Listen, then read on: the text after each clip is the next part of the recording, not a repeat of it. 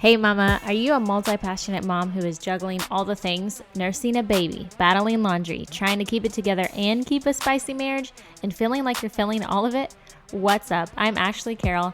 I'm here to hold your hand through this process because I believe when you're ready to take control of your life, beat the limiting excuses, step into your own power, you can not only survive, but you can thrive. But you're gonna have to show up for yourself. It's time for me to tough love your way through prioritization, taking self-care seriously, getting rid of excuses, reconnecting with your family, kids, and spouse, and quite honestly, learning to love the chaos because the glory is in the journey. It's in the mess. In this podcast, you will find balance for busy mamas, navigating mom guilt, time management strategies, and everything in between with no fluff and lots of fun. Let's go. Hey, what's up, guys? Long time no talk. Hopefully this is recording correctly because I'm currently in a shack that is also a storage, my kitchen, my laundry room, and our bathroom. So the reason I was MIA for a while was because we were moving, and as you all know, moving, right? It's like not just a one and done, like pack it up, let's go process. It's like a days long, just excruciatingly awful thing that you never want to do again. And you find yourself saying that every single time you move. You're like, I'm never going to do this again. So that's where we were. And I just had to let last week go because we were settling in. And I say settling in loosely because if you don't know our situation with moving is unique. And if you follow me on Instagram, you know a little bit about what's going on. If you aren't following me, go and head on over there at the Ash Carroll. And you can see a little bit of my documentation of the process. But my family and I recently bought 2 acres, and we are in the process of what we hope to be building our forever home on. Let me tell you right now, as I mentioned at the beginning of this episode, all that's on this property was a shack that we actually were considering living in until we came out here to start the process of moving and like figuring out where things were going to go, and the electricity wasn't working. Like nothing was working all of a sudden. And previously it was. So we're like, okay, scrap that. We can't do this. Like what? And anyways, so like I said, follow me on Instagram. You'll see what we've been doing. But it has me thinking and has led me to think like, wow, the things that I have found most pivotal, like most life-changing in our lives that have really brought either growth, like connection, just beautiful, beautiful things like out of ashes, are the times where we chose to dive in head first into asking ourselves, do we want it bad enough? And are we willing to do what is necessary to get that thing? I've told you guys before, if you're an OG listener, a long time ago, the Hubs was working in the car business, like 80-hour weeks. It was insane. Our toddlers never saw him. He was leaving before they woke up, getting home after they went to bed. And it was just a nightmare for us. We were having trouble like connecting with each other because we just weren't seeing each other, and it was just awful. And so he was the main income earner for our household. And so we were like, you know what? Like, are we willing? Do we want this bad enough? Do we want him home more? Do we want more family time? Do we want like a better marriage, more connection, more this, that, and like, do we want that bad enough to where we are willing to do whatever it takes for him to be able to quit that job and do something else that will bring him home? So that decision forever changed our lives, and for the better. Oh my gosh, like just looking back, like I'm so glad we took that leap of faith and that we followed our gut, and then we did not let fear control us or keep us or hold us hostage from this great pivotal moment in our lives that really transformed our lives and our marriage and our family dynamic and everything. And then here we are again with this big decision. We were in a house, love this house. Great. Obviously we had another kiddo. We could totally make it work. But it wasn't like 5 people, 2 bathrooms, the kids, all 3 of them using one bathroom, which is fine, but we had this ultimate dream. And then we had another kiddo. We're just like, oh, like, is this really what we want? And are we willing to do what's necessary to step out of our comfort zone in this wonderful home that we love, that we could possibly make work, that it will work, right? Like, Kids have one bathroom to share. Are we willing to do what it takes to really go all in on this dream and desire that we have? So hang on to your britches, girlfriend, because today we are going to really bust through whether it's that it just can't happen or you aren't willing to do what it takes to make it happen. For me, it's asking myself, do I want it bad enough to live in a trailer? Because that's exactly what I'm doing right now. I am, and my family, all 5 of us, plus 2 dogs, are living in an RV on 2 acres with a shack. That is my laundry room, my kitchen, our storage, now my computer room, my podcast room, and our bathroom. That is where the only place that we get hot water is the shack, which is about 700 square feet, and our toilet that we can actually poo in. Because in the RV, nobody wants to clean that mess up, so we don't poo in there. But it is a small RV. The kids are all in one area. We have our little bed, mini kitchen. So I actually feel like this 700-foot shack is a blessing and a bonus, because I was just planning on having to live in the RV and totally and completely function in there.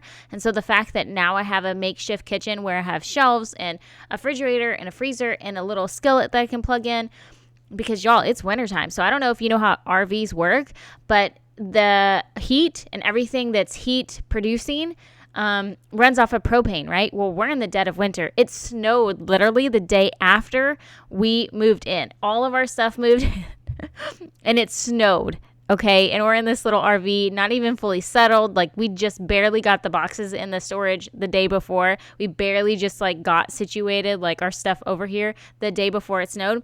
And so if you know how an RV works, you know that the propane is used for everything heat producing. So if I'm going to use the burners on the stove, that takes the propane. If I'm going to heat up water, have running hot water, that takes up propane. Well, we need the heat, okay? We need the heater to work, and we have kiddos, so we can't have this, we can't be going through gallons and gallons of propane and have it go out through the middle of the night. We have littles, right? We got littles in this RV. We got to take care of them, make sure they're warm and they're not freezing. And so I was functioning with using none of the propane. If it plugged in, that's how we got it. I got a plug-in heater for the kids' room to produce extra heat for them. And so my goal was to use the least amount of propane as possible and to save it for our heater. I want you to think now, would you be willing to be uncomfortable? Think about the desires that you have, the dreams, whether it's a trip to Disney. Maybe it's as small as changing your schedule. It doesn't even have to be so big and grandiose as moving out of home, living in a trailer for this land and this home that you want to build, right? It can be small, as in your health, your diet, your daily functions as a family, your marriage. How is your marriage doing right now? Have you talked about those hard things that you need to talk about? Are you willing to risk things, risk comfortableness, risk safety, secure, comfy, cozy, that it's okay how it is, to not move forward with those desires, or that hump that you need to get over for that growth, or that extra connectivity with your spouse, or that extra intimacy with your spouse, or that extra growth, or the extra strengthening in your marriage that you need, or maybe it's the extra connection and healing for your family, or your self-healing, or your self-health, or your wellness, or maybe it is something big like a trip to Disney that you're tired of seeing family after family going on when you can't seem to get there, even though you really want to do that for yourselves, right? What is that one thing that you desire, that you dream about? And then ask yourself, are you willing to live in a trailer for it? What would you do to accomplish that dream? And have you had the opportunity to do that and you're still hanging back, right? You can't jump out of the plane. You're just tiptoeing to the edge, looking down, I don't know about this. When I was thinking about talking about this, surrender came up a lot for me. This word surrender and sacrifice. And the definition of sacrifice is the surrender of something for the sake of something else. Are you willing to sacrifice? Are you willing, more importantly, are you willing to surrender yourself for something bigger than yourself? Have you let go and go to God? Like, right? Have you let go and give it to God? Because I know that throughout this process, the enemy tried to step in huge. I mean, he was attacking my marriage. He was attacking my negative self-thoughts. He knew exactly how I function, the way that I tick, and he was hitting me like low blows because he knew I was already weak. I was tired. I was exhausted. I was struggling. Because even when you do something, right, like even when you're doing something for the good and you're like, I got this, we're going for it. We're going to take these steps and we're stepping out in boldness and we're going to do this, right? God has put this on me. I feel like it's the thing he wants us to do. I'm going forward, right? Well, then here comes negative self-talk. Here comes self-sabotage. Here comes the enemy coming to steal, kill, and destroy on whatever he can wreak havoc on, because he doesn't want that for you, right? He doesn't want God's glory through you. He doesn't want you to grow in your marriage, all these things, right? And I don't know if you believe in that. You can call it the universe, whatever you call it, right? But you know that it's there because it happens all the time when you're trying to do something, right? You're trying to get to that interview and your car gets a flat, like all these things. We have all these experiences in our life constantly. So he was there to attack me. And even when my husband called me out on it, which that's a story for another time about his approach about that, because I feel like his approach was in good heart, but wrong in the way that he approached me with it. But it was true because he was calling me out in that he could see that I was being attacked. And it was holding me back. But now looking back, I'm like, man, I've never been more fulfilled, more happy, more in tune with my spouse, more in tune with my family, feeling like I'm more like this was the right, like so secure, so affirmed in this decision since we've been here. Y'all, and I live in an RV right now. That's insane to me. So coming back to this idea of surrender, are you surrendering yourself? Because I like to have my hands on the reins at all times, to be honest. I like to have control. I like to know what's going to happen, how it's going to happen, when it's going to happen. And I like to feel like if I'm steering the wheel, we won't crash. But is that really true? Because I'm only human, and I don't know about you, but I mess up a lot, and I make a lot of mistakes. So if I'm relying on myself and I'm holding myself back, is that really what I'm supposed to be doing? And am I even aware that I'm doing it, or do I just feel like I'm the safety net for the family, right? Like it's like this Disney thing that I want to do, right? But I keep telling myself, no, not this year. We need to do this. We need to save money. We need to prioritize this. But am I really prioritizing? Am I really saving money, or am I going to Starbucks every day still? How bad do you want it? When you know why you want something and that why holds weight, it's easier to surrender. All the while of going through this packing and moving, and it was just thing after thing, right? Like the plumbing didn't work, and then we were trying to hook up the RV, and then the RV wasn't working. Like the electricity in the RV wasn't working. And then we couldn't figure out how to get water to it, and it was going to freeze. And so was our water going to freeze? And this shack had huge electrical problems. Whoever wired it was a nutso, right? Like they didn't know what they were doing. It was like a DIY project, and the electrical guy was like, yo, like, I don't know what's happening here, but we're going to have to redo a lot of things. So there was a lot of things that were popping up that were unexpected, that were like making me question if I was doing the right thing. So I had to constantly go back to my why. Why am I doing this? Why did I feel called? Why did we feel called to do this in the first place? And then when we went to God with it, what was that feeling that he put on me? What was those words and the affirmation that he put on me? And reminding myself of that he's like, no, you're in the right place. Don't give up. Keep going. You're in the right place. Don't let this stop you. Keep going. So what is your why? What is it that you want to do? When you thought about those desires, those dreams that you had, what was the why that you had in your mind of this is why? Maybe it is to move your family out of that neighborhood, or maybe it is to get a job and pursue this and that. And maybe it is like whatever it is. What is the why? And it can't be just because I want to make money or I want us to be happy. Like you really need to have a why that holds weight. Otherwise, your ability to go through it, because there will be trials when you jump out of the box and get out of your comfort zone, take a risk, especially for the glory of God, because like I said, the enemy comes, right? And you got to be able to hang on, sister. You got to have something to hold on to remind you why you're doing what you're doing in the hard times, because trust me, there's doubt in my mind when I was going through this, and I was exhausted, and I felt like my husband and I weren't on the same page, and then we were moving, and I was just like, what is happening? But then you have to go back to that why. Why are we doing this? Who is this for? Why? Like, is this worth it? What is the worst thing that could happen? Which we've talked about plenty of times on this episode before, going through your list, okay? Just like we did when my husband quit his job. What's the worst thing that could happen? We sell our house. We move into an apartment, okay? What's the worst thing that could happen if we still don't have any money? We sell a car. We commute with one car, okay? We can make that happen. It's not ideal sometimes, but can you do it? Is it worth it? You have to ask yourself. I can't answer that for you. You have to ask yourself, is it worth it? What are you holding on to?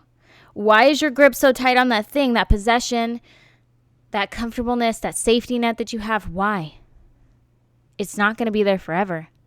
We only have this one life to live. So like when we were in that transition moment, it's like, well, I could hold on to this like pretty little house and this really nice luxury car that I have, but that's fleeting, right? Like I'm in the end, like, what's this for?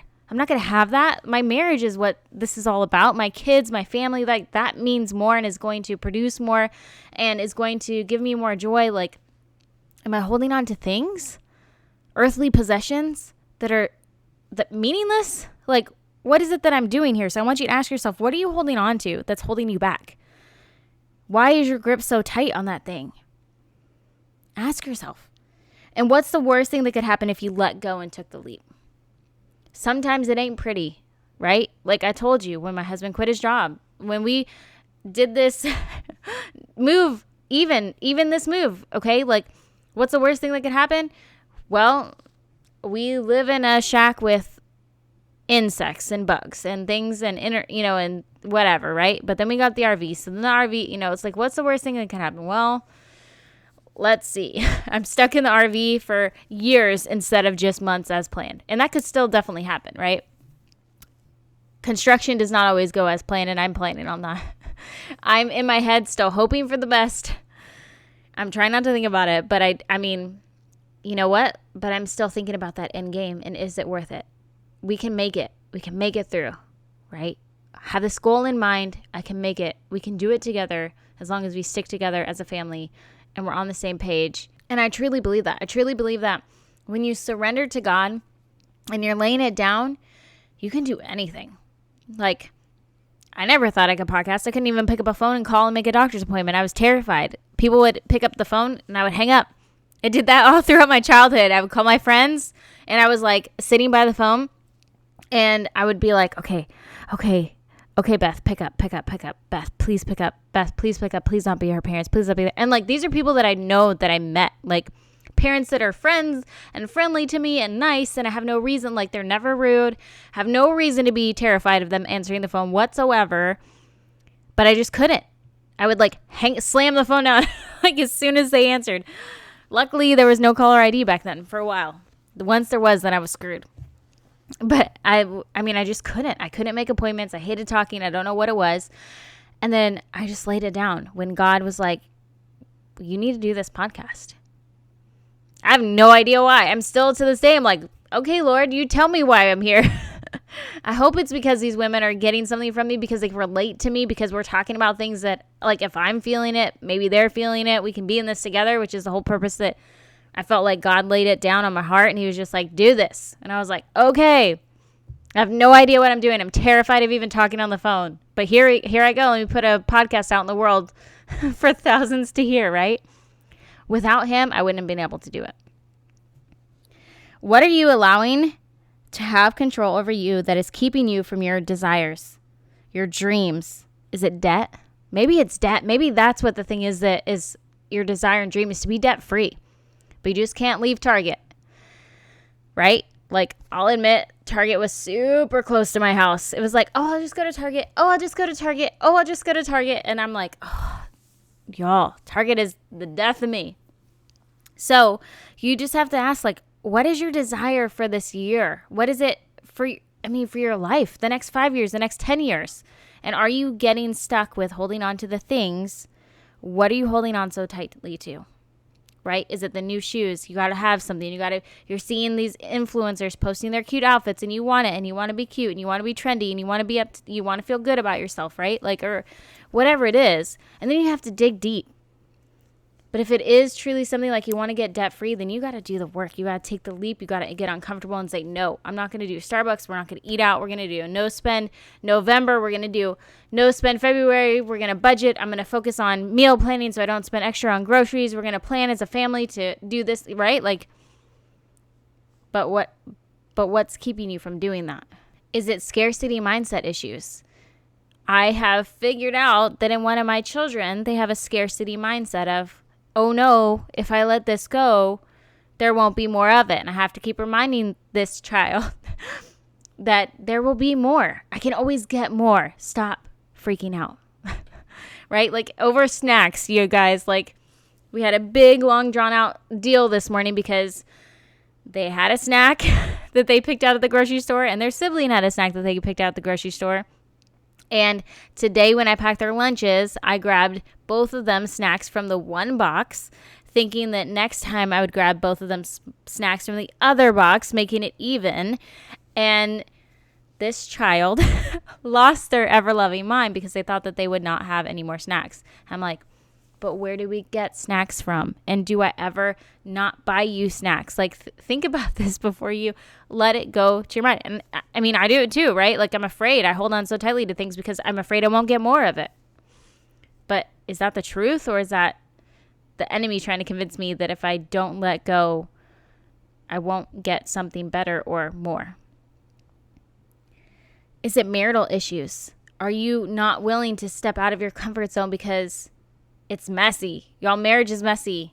Asking questions that you don't want answers to is messy. Doing the work in marriage is messy. But do you want to be in the same place 5 years from now, 10 years from now?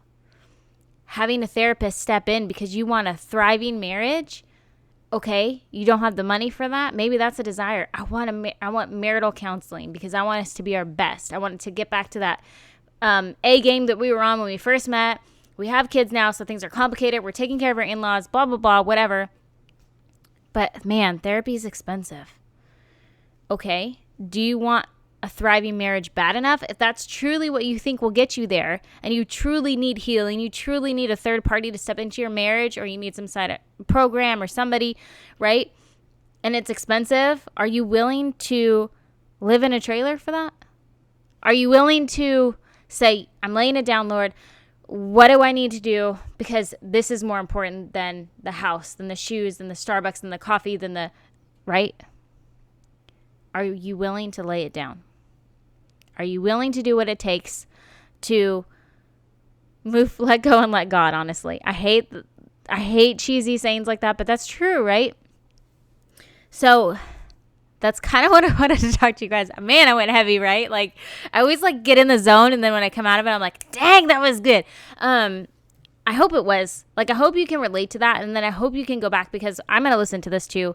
And when you're in the thick of it, it's hard to see, right? It's hard to see what the end goal is. It's hard to see around you. It's just so fuzzy. It feels so messy and muddy and murky, and you're just in the mud and rain boots, and every time you step, your foot comes out of the boot, your boot's still stuck. It just feels like one of those really uncomfortable, messy, sticky seasons, when you're in that kind of season in your life, and you're just I want this so bad, but how do I get there?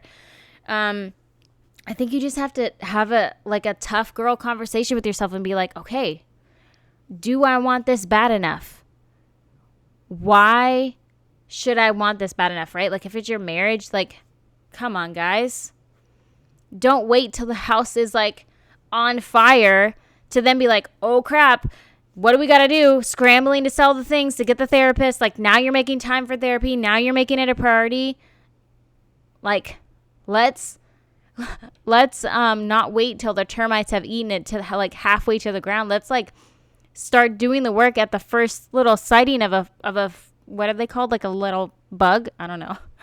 Right? Let's do the work beforehand. Let's not wait till the house is burning down, till our family is suffocating, till our family is barely hanging in there, till we've given up on all of our dreams because we just can't. right? Like we have to ask ourselves, do we want it bad enough? And are we willing to do what it takes and let go of what we're holding on to and ask ourselves, why are we holding on to this so tightly? What is it that we're holding on to, and why are we holding on to it so tightly that it's getting in the way of our dreams and our desires? All right, guys. Whew, that is all I have for you today. I'm sweating, y'all. And it's probably because, no, it's freezing in here. We have all the ACs down like super low because we're just trying to be like low maintenance right now. Do me a favor, and if this was helpful for you, if you felt inspired by this, if you felt like, man, she can relate to me, if you felt like I gave you something or provided you with some sort of insight today, share this with another mom or friend, because I guarantee if you feel this way, she feels this way too. That's why we're all here, right? Because it takes a village, right? And we're not alone in our struggles. If we feel something, typically there's somebody else out there that feels the same way or is going through the same thing or struggling with the same issues that we are. And so let's not do that alone, because life is not meant to be struggled through alone. It's meant to thrive together instead of surviving on our own. So make sure you share this episode and leave a review. That would be super, super helpful for this podcast, for it to find other women who want to connect with us in our community, especially if you're in the Facebook group, So She Grows Mom Community on Facebook. Get in there. Let's talk. I'm not the best at being in there because I really have been being mindful about myself and social media. And so I'm trying to be better. But like, if you see something, post it in there. Like, don't wait for me to post something or to initiate a conversation. Like, y'all, that is our place. Like, you have as much ownership of that as I do. So hop on in there, join us, leave us a review, share this episode, get in that group with us and have a conversation with us. And I will catch you guys next time.